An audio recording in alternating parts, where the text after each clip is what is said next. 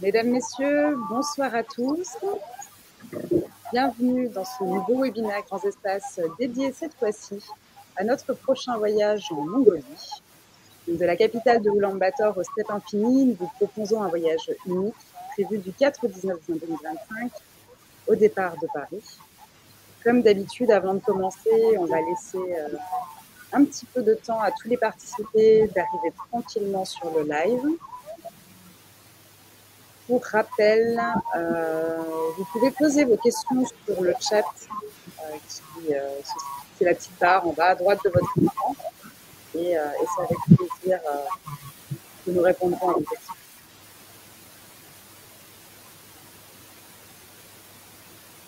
En attendant, je vous propose de vous présenter nos intervenants de ce soir. Donc Christian Kempf est présent. Il est encore utile de le présenter, mais c'est le président et fondateur de Grands Espaces, explorateur, scientifique, chef d'expédition.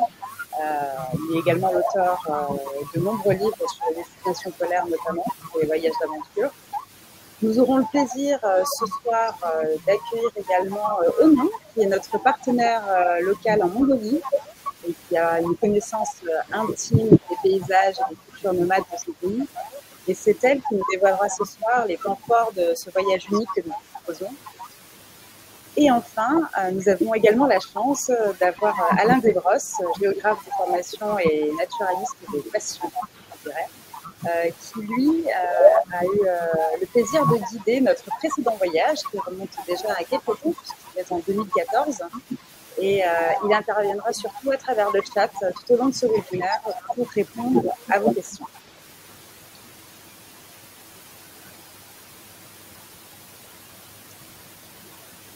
Et il est 17h02.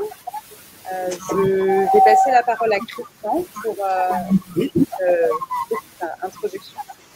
Merci Aurélie, mais je vais être court. Même si la Mongolie, c'est le pays des grands espaces, effectivement, la Mongolie est avant tout un pays que je ne connais pas. Mais c'était simplement pour vous dire à toutes et à tous un grand bonjour, vous donner rendez-vous à d'autres webinaires dont Aurélie aura l'occasion de vous parler par la suite, et surtout vous dire que l'esprit de ce voyage, c'est évidemment un voyage qui est fait pour nous, c'est-à-dire nous, des gens qui avons une petite soixantaine d'années et qui sommes extrêmement intéressés par tout ce qui est nature et culture. Nature, parce que la Mongolie est un pays d'une immense biodiversité. On va des contreforts de l'Altaï jusqu'au désert de Gobi, d'une profondeur historique absolument inouïe, puisque ce fut autrefois le plus grand empire de cet hémisphère nord, et que actuellement le pays est encore tout à fait étonnant, avec 50% de bouddhistes qui vivent entre deux frontières de pays gigantesques que sont la Russie et la Chine.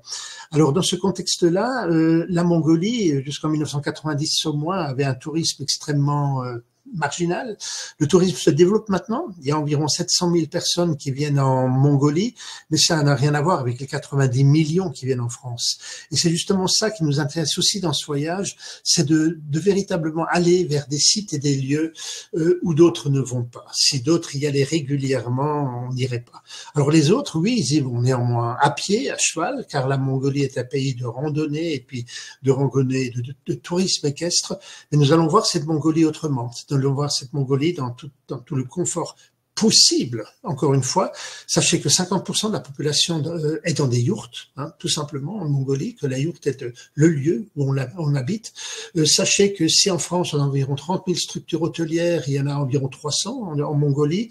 Donc oui, c'est un voyage qui, sur le fond, va être passionnant, et dans la forme, on va nous en parler. C'est un bonheur, un plaisir d'avoir un partenaire comme Onon et son agence qui s'appelle Mongolie Authentique et qui va nous fournir à la fois les véhicules, les guides. C'est avec elle qu'on a fabriqué l'itinéraire, mais je pense qu'il est surtout temps qu'elle prenne la parole. C'est surtout elle qui va nous présenter ce voyage.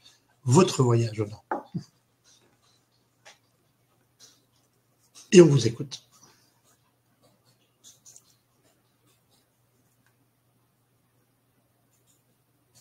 Est-ce que vous m'entendez ou non? Manifestement, non, on a un problème de son. À toutes et à tous, donnez-nous quelques temps. Vous nous entendez ou non?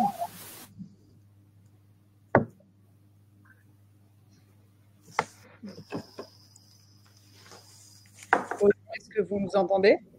Oui, je vous entends. Alors, allez-y.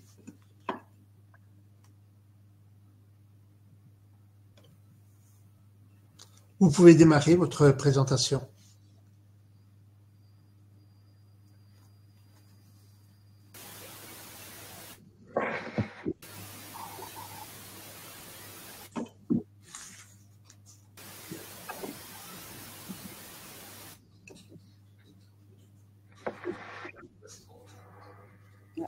Je ne sais pas. Bon. Je suis sûre qu'elle nous... Ouais, ça correctement.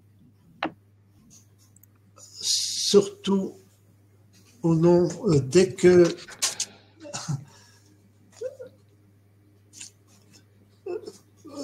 vous nous entendez et nous, on vous entend.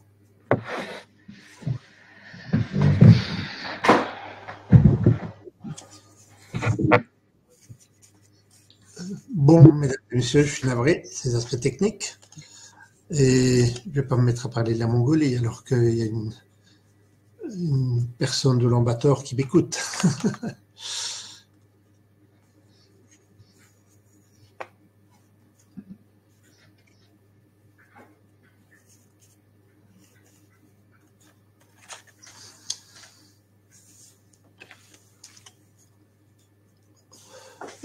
Oh non, est-ce que vous nous entendez? Non. Bon.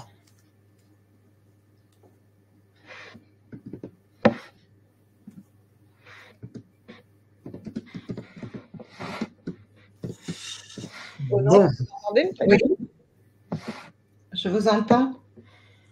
Alors, si vous nous entendez, nous, on vous entend aussi. Donc, allez-y, tout simplement. Allez-y, tout simplement, on vous attend.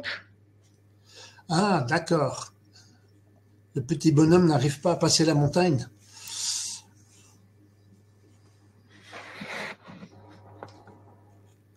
Je peux commencer? Allez-y, allez-y, je vous en prie. D'accord. Bon.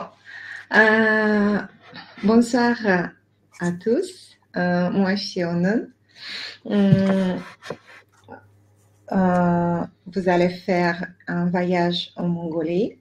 Vous allez visiter la Mongolie, la partie sud et nord, car la Mongolie, elle est très, très grande, 3 fois plus que la France. Et pour 15 jours, on ne peut pas découvrir tout. Et avec Christian, on a parlé et on a choisi la partie sud, la steppe centrale et du nord. En fait, le premier jour, vous arrivez à Ulaanbaatar avec le décollage horaire, avec le vol, vous serez fatigué. Le premier jour, on va visiter juste le monastère principal de la Mongolie et le musée national où on vous explique en bref l'histoire et la culture, le coutume de la Mongolie. Le deuxième jour, vous allez partir vers le nord de la Mongolie, vers lac Khuvsrel. On l'appelle aussi comme Perle bleue. On a les hébergements, on a essayé de trouver les hébergements plus adaptés à vos souhaits. Tous les nuitées en avance, je peux dire, vont passer dans les yurts et on a quelques comptes touristiques qui ont la sanitaire, le salle de bain et le douche intégrés dans les yurts.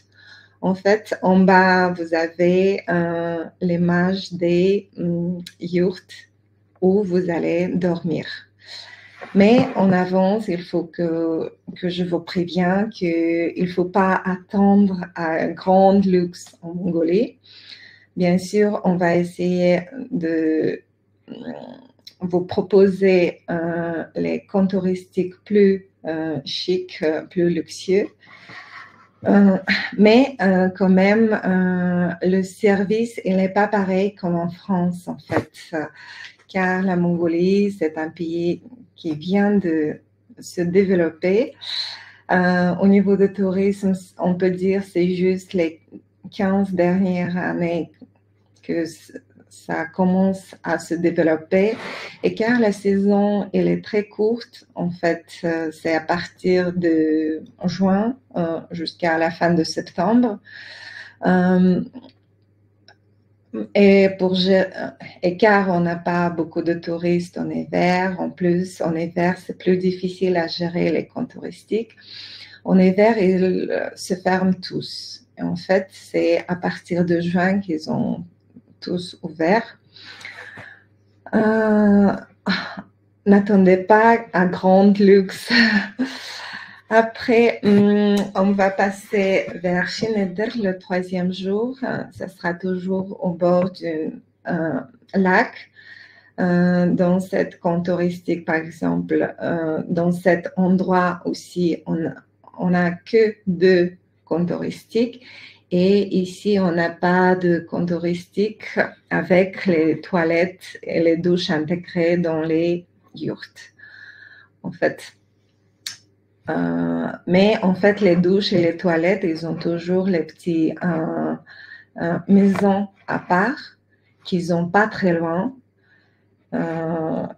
Et ça sera commun. Après, ça c'est aussi Horventoro, c'est de nord, on va descendre vers la steppe centrale. On a une crête de volcan qui a explosé il y a longtemps.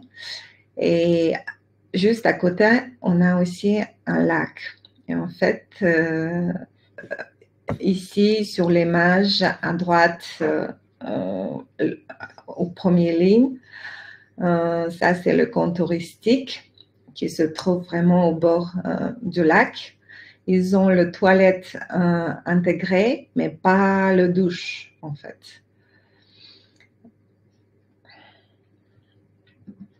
Après, on passe à Tsetserlek. En fait, à Tsetserlek, on n'a pas de coin touristique. On a des coins touristiques, mais ils n'ont pas aussi, ils n'ont pas de salle de bain intégrée. C'est pour ça, pour voir aussi comment vivent les habitants dans les petits villages.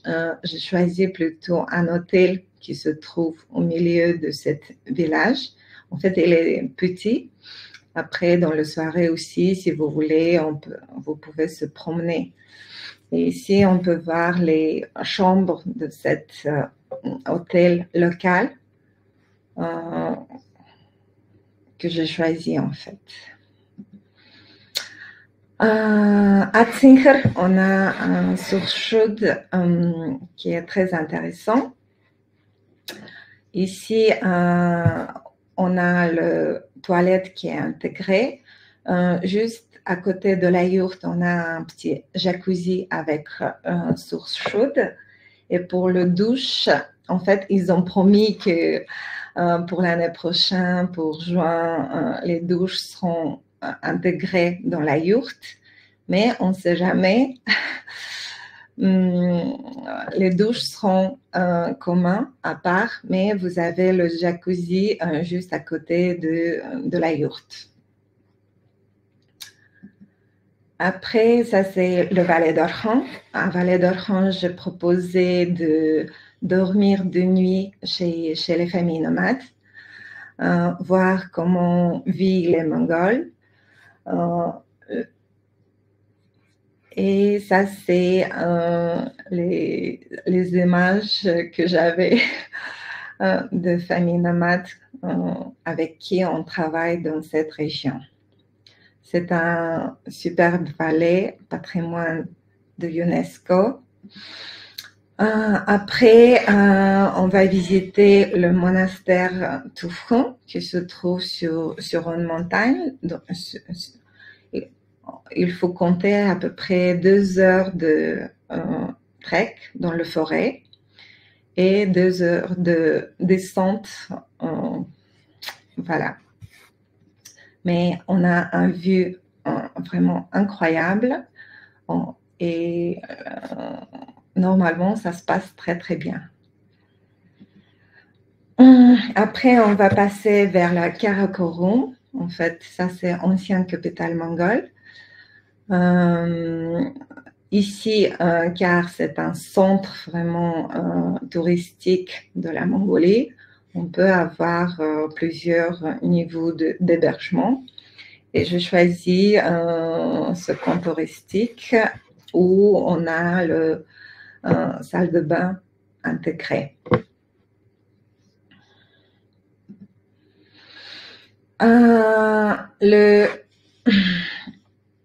C'est 12e jour, si je ne me trompe pas, le 15 juin, on arrive à Ulaanbaatar, on dort dans un hôtel, c'est un petit hôtel aussi, mais il est assez charmant, il est assez sympa, il se trouve au centre-ville.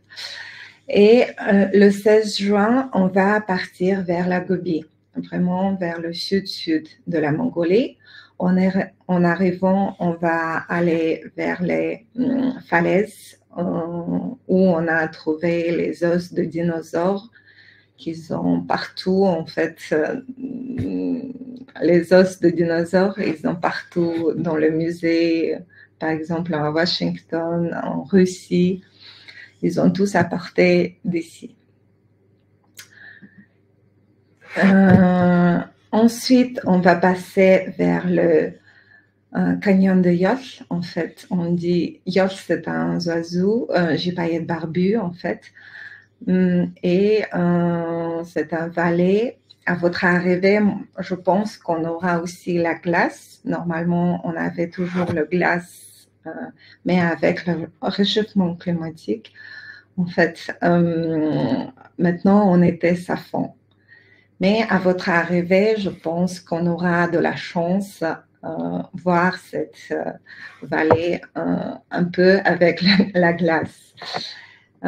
Ici aussi, on a à peu près 1 heure de marche pour aller, 1 heure pour repartir. Et en bas, ça c'est les hébergements que je trouvais plus mieux dans cette région. Et après, on revient à Ulaanbaatar. Voilà, ça c'est un peu les images que je voulais montrer et expliquer que il ne faut pas attendre vraiment de grands luxes, mais quand même les logements sont assez confortables. Merci. Merci beaucoup, Onon, pour toutes ces informations précieuses. Ce que je peux vous proposer, c'est de poser maintenant vos questions. J'en ai déjà vu quelques-unes arriver sur le chat, notamment l'une qui a déjà été répondue par Christian, mais il peut être utile de le redire à haute voix sur quelle est la meilleure saison pour découvrir la Mongolie. Pour la Mongolie, je dirais la meilleure saison, c'est juin et c'est septembre, parce que en juillet, août, d'abord, c'est chaud. Après, c'est ça devient trop touristique. C'est vraiment le haute saison pour la Mongolie.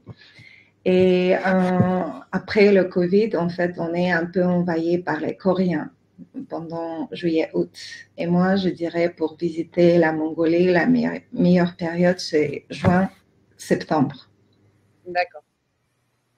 Et nous avons également une autre question sur la condition physique qu'il faut avoir pour réaliser ce circuit. En fait, ça ne demande pas de grandes conditions physiques. Il ne faut pas être grande. Juste, on va faire les grandes distances au niveau de véhicule. En fait, on aura le véhicule comme minivan japonais. On sera soit à 4, soit à 5 dans ce véhicule. Et la plupart des trajets, il faut compter à peu près 250 km par jour. C'est en moyenne. Il y a des journées qui seront moins courtes et il y a juste le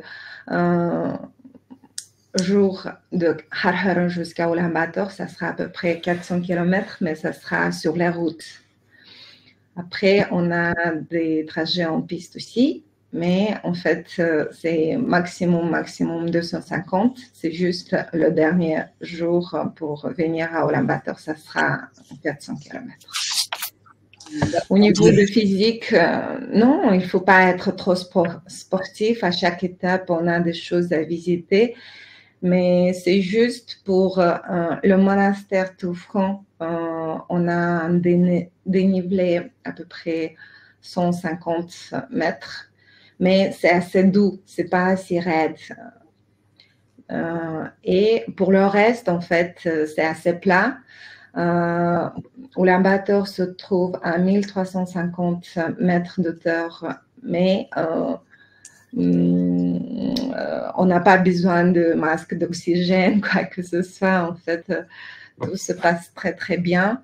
Et vers la Gobi, on remonte un peu, on arrive à 1500 mètres.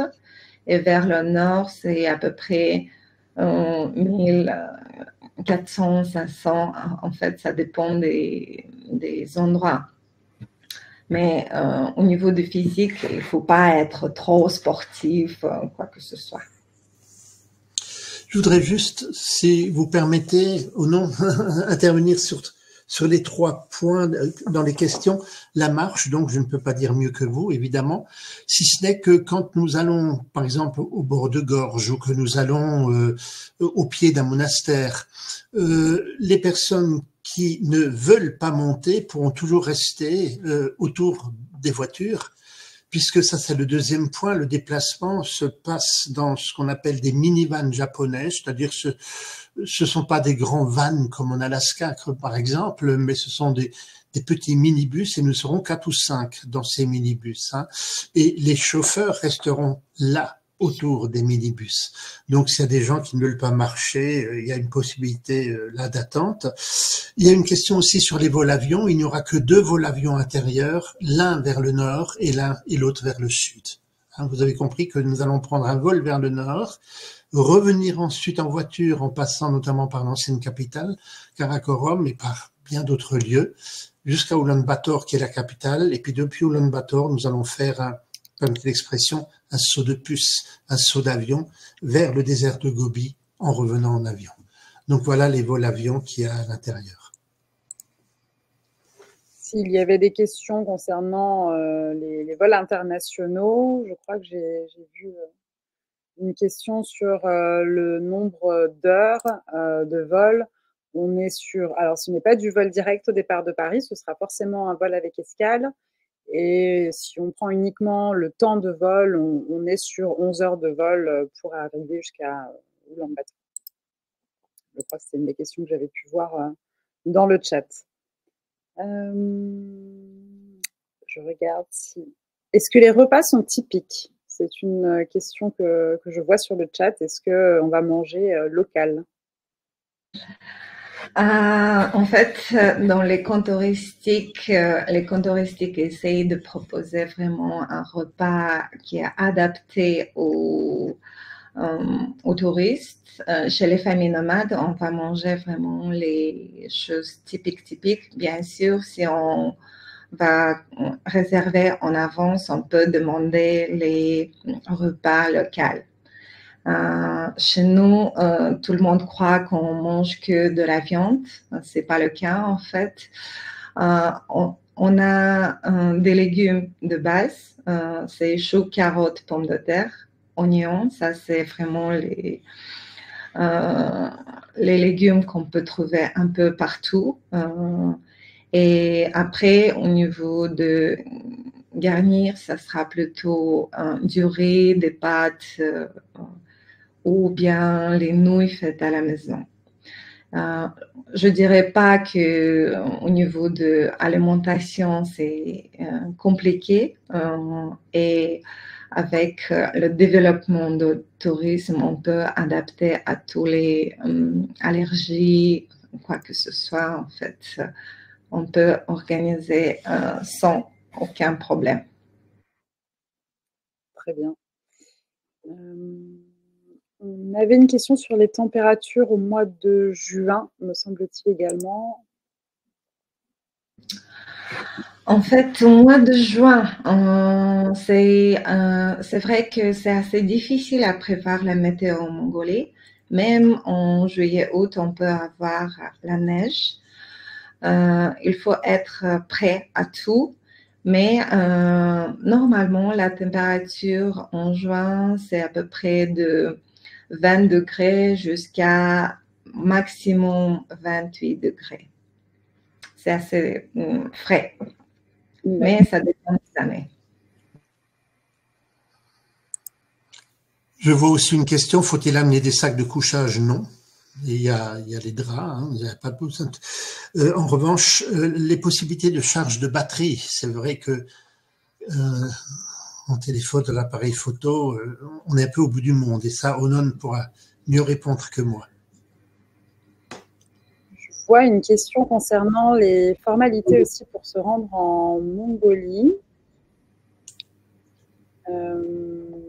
Alors, Onon, vous me direz s'il y a eu des changements depuis mes dernières recherches, mais je crois que la France est exemptée de visa touristique, en tout cas pour les séjours de moins de 30 jours. Il faut seulement un passeport valide 6 mois après la date d'arrivée.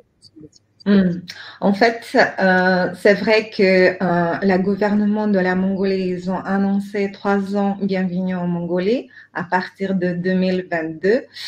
Et du coup, maintenant, on n'a pas de nouvelles de la part de la gouvernement. Est-ce qu'ils vont continuer ou pas? Ça, je pense qu'on aura plus d'informations vers la fin de l'année. Et on espère qu'ils ne vont pas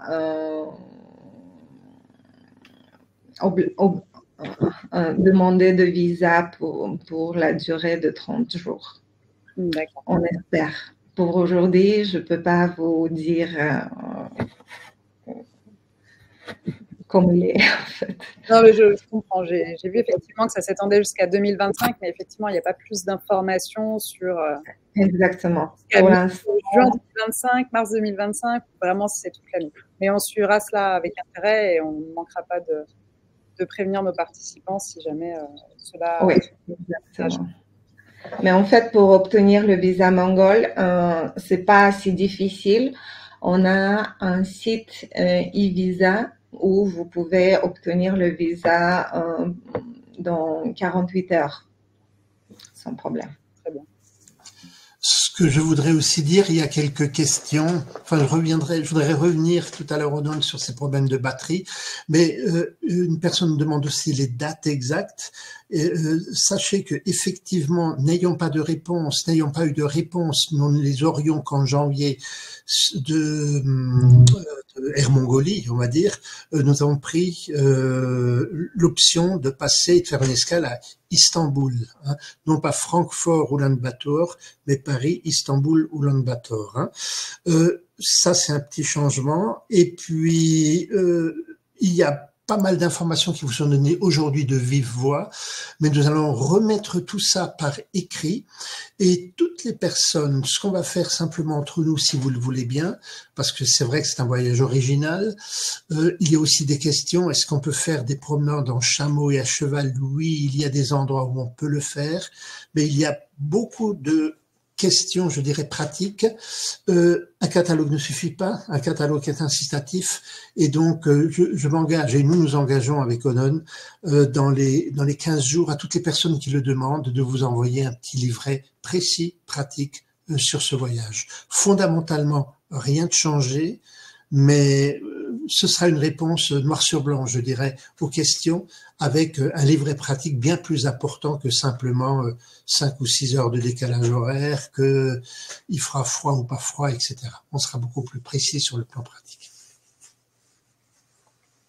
Pour les dates, pour rappel, c'est du 4 au 19 juin 2025 et il nous reste toujours des disponibilités. Donc, n'hésitez pas à nous contacter, à contacter la réservation. C'est avec plaisir qu'on continuera de répondre à vos questions.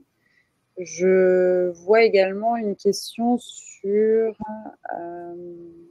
je pense pas, mais assisserons-nous à une fête locale aux dates où est organisé le voyage? Désolée, mais en juin, on n'a pas beaucoup de fêtes nationales. En fait, la fête nationale, la grande fête nationale, c'est plutôt le 11, 12, 13 juillet. Ça devient très, très touristique partout. Mais en juin, on n'a pas beaucoup d'événements. Il y a une question à laquelle je réponds volontiers qui est technique par rapport aux animaux. Verra-t-on le chat de Pallas? C'est une des 30 espèces de chats sauvages, je dirais. En Mongolie, il y a aussi la panthère des neiges, mais on ne les verra pas. Hein. Il faut être clair, nous serons un groupe de 15 à 25 personnes. Nous n'allons pas faire, pardon de le dire, mais nous n'allons pas faire des affûts dans les régions soit escarpées pour la panthère des neiges, soit sèches, je dirais, pour le chat de Pallas. Ce n'est pas comme quand on va au Népal où on est quasiment sûr de voir des tigres, etc. Les animaux quand même sont farouches. Et si on verra des aigles, si on verra évidemment des chameaux, évidemment l'âne de Mongolie, hein, voilà. Mais nous ne verrons, malgré la biodiversité, nos guides nous rendront attentifs aux oiseaux, aux animaux. Mais c'est comme si on disait, est-ce que en venant en France, on verra des loups ou des lynx, quoi? Oui, il y en a, mais on ne les verra pas. Je préfère le dire.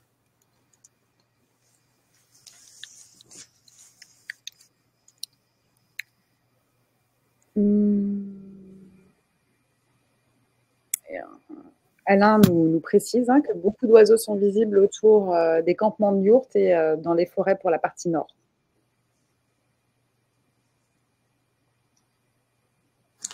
Écoutez, encore une fois, moi, je voudrais vous dire à toutes et à tous que c'est un voyage original et que dans notre catalogue, on a consacré, je crois, quelques lignes aux points pratiques.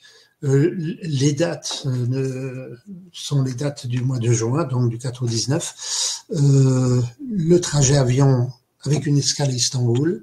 Le trajet en tant que tel, c'est ce trajet, mais vous aurez tous un petit livret pratique. On prend acte, si je puis dire, des gens qui veulent l'avoir et surtout écrivez-nous, téléphonez-nous et puis on vous l'envoie. Laissez-nous simplement quelques jours autour de ce week-end jusqu'au début de la semaine prochaine le temps de le rédiger. Il y a une question sur l'accompagnement grands espaces.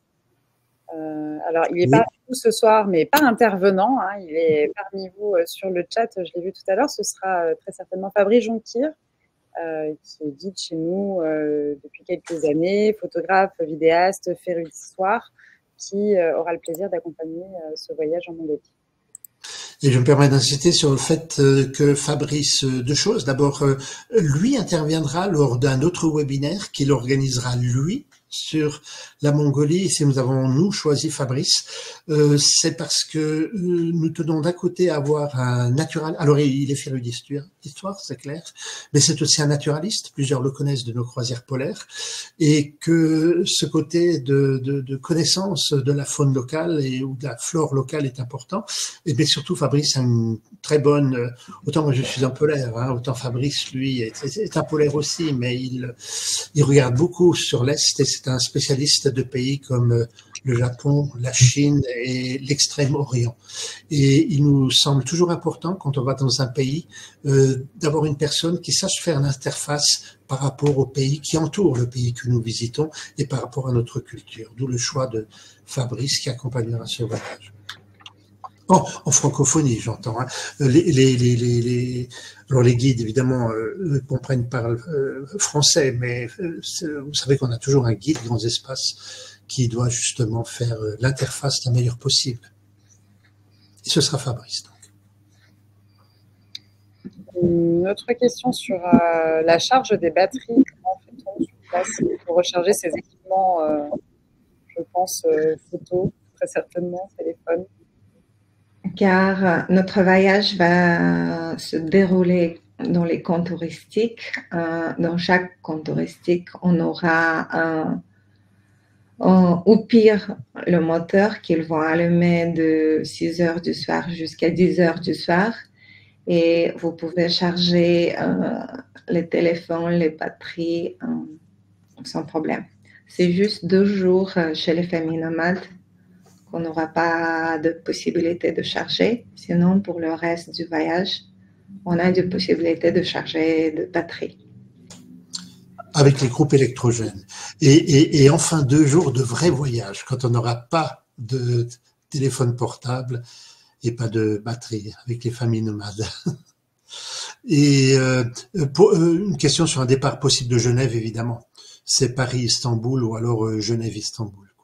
Enfin, ou Genève-Zurich-Istanbul. Je ne le sais pas, pardon, je n'ai pas les choses en tête. Hein. Mais c'est évident. De même que de Bruxelles, s'il le faut.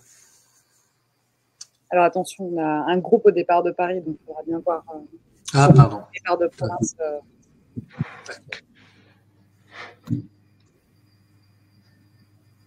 Je vois une question de Yann Martina. Le prochain webinaire sera-t-il évoquer l'histoire de la Mongolie? Si vous pouvez nous en parler un tout petit peu, ou sinon lors du prochain webinaire, c'est évident qu'on en parlera. Mais vraiment les grandes étapes de ce pays.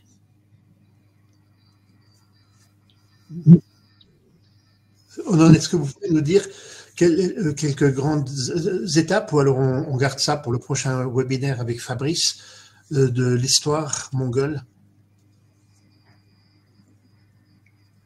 Oh non, est-ce que vous entendez Christian? Pas du tout. Non, pas du tout. Est-ce que vous pouvez nous évoquer les grandes étapes de l'histoire mongole pour aborder un petit peu ce sujet ce soir?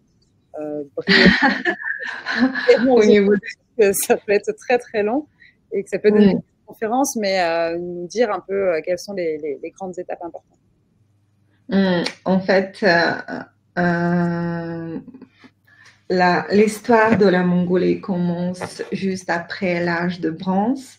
Ça commence du 1er au 3e siècle de notre ère. La première empire mongol, c'était les Hunnu.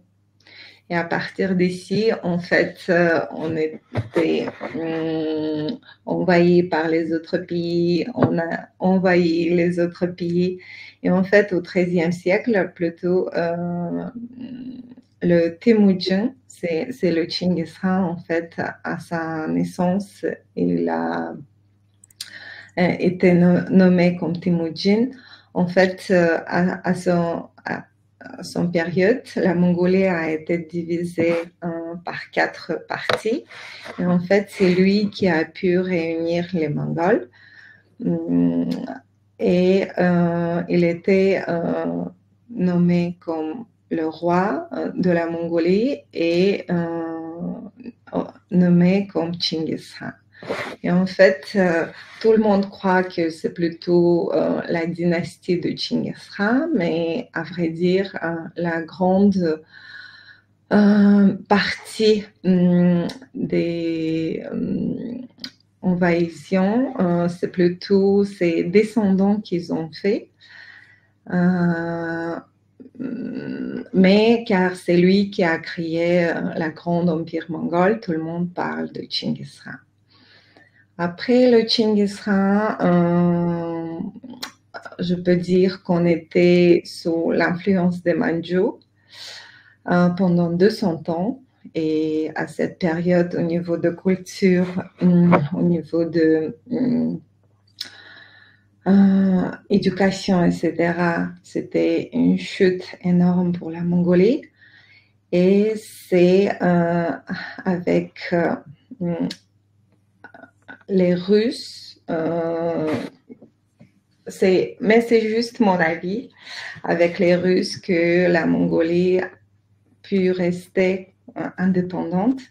Vous savez que quand on se trouve entre les grands pays, la Chine et la Mongolie, on n'a pas d'autres frontières avec les autres pays. C'est plutôt grâce aux Russes qu'on a pu rester comme un pays indépendante. Ça, c'est vraiment les points plus importants, plus forts de notre histoire. Bien sûr, si je vous explique toute l'histoire, ça prendra vraiment trop de temps.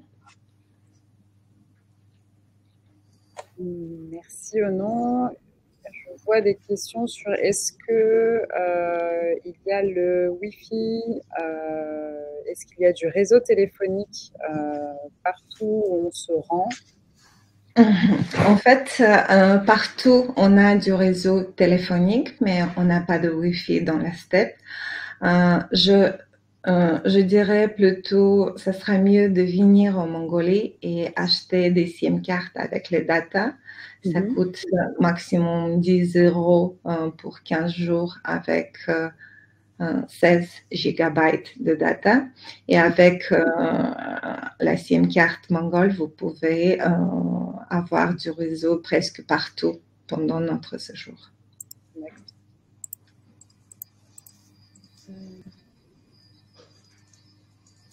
Un conseil littéraire de votre guide Fabrice Jonquière, L'Empire des steppes de René Grousset. Je me permets de le redire à haute voix. Et Les empires nomades par le spécialiste de la stratégie géopolitique Chalian, me conseille-t-il. Je regarde si je vois d'autres questions.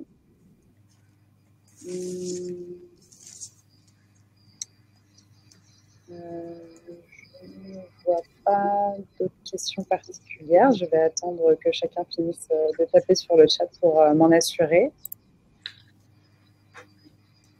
Je vois qu'on demande une carte de l'itinéraire sur notre brochure. On a les points visités sur une carte. N'hésitez pas à regarder soit sur notre site internet, soit sur notre brochure. On va mettre l'itinéraire précis sur les routes. On a mis que sur la brochure, on n'a mis que les noms des villes, je dirais, pour ne pas charger. Mais encore une fois, dans le dossier, on prendra une carte de Mongolie avec les routes, les pistes, et on mettra exactement l'itinéraire.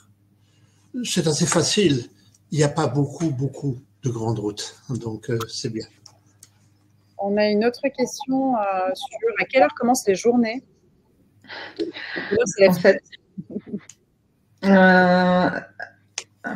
au niveau de lever du soleil et coucher du soleil, c'est presque la même chose que la France. En été, ça peut être à 6 h à 5 h du matin, le lever du soleil, et ça couche vers 9 h, 10 h du soir. D'accord. On a une question sur quel type de visites sont prévues. C'est plutôt assez détaillé. Si vous voulez apporter des précisions. En fait, les visites, on a beaucoup de nature d'abord. On n'a que de la nature. Après, on a quelques visites culturelles, religieuses et quelques visites archéologiques. D'accord. Je cherche. Je ne vois plus de nouvelles questions. Si jamais, de toute façon, n'hésitez pas à nous contacter. Nous avons bien noté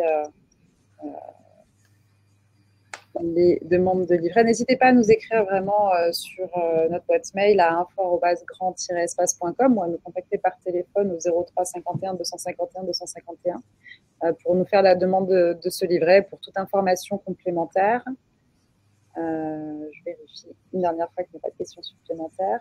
Est-ce que Christian ou non, vous souhaitez ajouter un mot de la fin pour ce webinaire?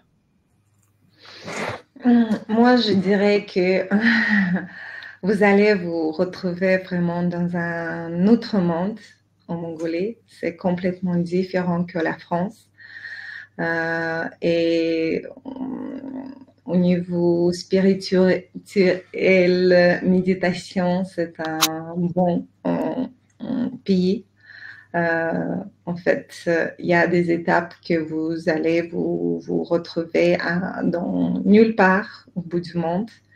Et si quelqu'un veut vraiment partir dans un endroit, je ne sais pas comment dire, dans un endroit isolé, de se couper du monde, ça c'est le cas à mon avis. Merci. Merci Onon. Et pour ma part, la seule chose que j'ai à ajouter, c'est de dire c'est ça le voyage. Le voyage, nous n'oublions pas, c'est devenu de plus en plus, avec notre société technique, un déplacement. Le voyage, c'est devenu de plus en plus, avec nos engagements respectifs, un contrat financier. Mais le voyage, c'est avant tout une découverte. Le voyage, c'est aller vers ce qu'on ne connaît pas et avoir l'œil ouvert sur ce qu'on ne connaît pas. Et à partir du moment où on a des personnes, et c'est votre cas, chers amis, où vous avez effectivement non pas je dirais les freins par rapport en disant ça c'est pas comme en France, ça c'est pas comme ceci, mais justement de voir, d'appréhender, d'embrasser les coutumes locales ou les habitudes locales. Dans ce cas-là, le voyage, c'est un V majuscule. Et c'est vraiment les valeurs du voyage, ceux de Loti autrefois, ceux des grands explorateurs. Alors, soyons clairs, nous ne serons pas des grands explorateurs, hein. Il y a du réseau en Mongolie, il y a des routes en Mongolie, il y a des voitures en Mongolie. Mais l'esprit est là et c'est ce qu'il y a dans ce voyage, comme ce qu'il y a un petit peu dans nos voyages polaires, où là, c'est la glace et les ours qui commandent.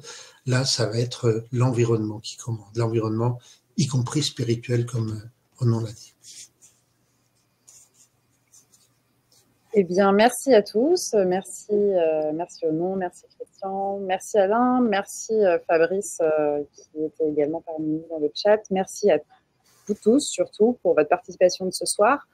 Avant de clôturer ce webinaire, je souhaiterais vous parler du prochain, qui aura lieu jeudi prochain à 17 h.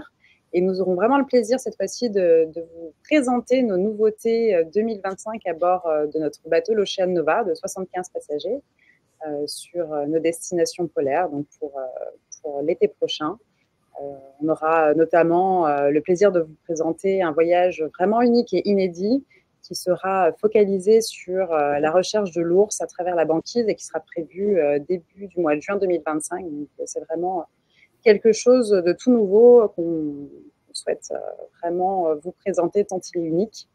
Donc, pour rappel, semaine prochaine, 17 h, jeudi également. Et dans l'intervalle, je vous souhaite à tous une excellente soirée et encore merci de votre participation. À très bientôt. Merci. Au revoir. Au revoir.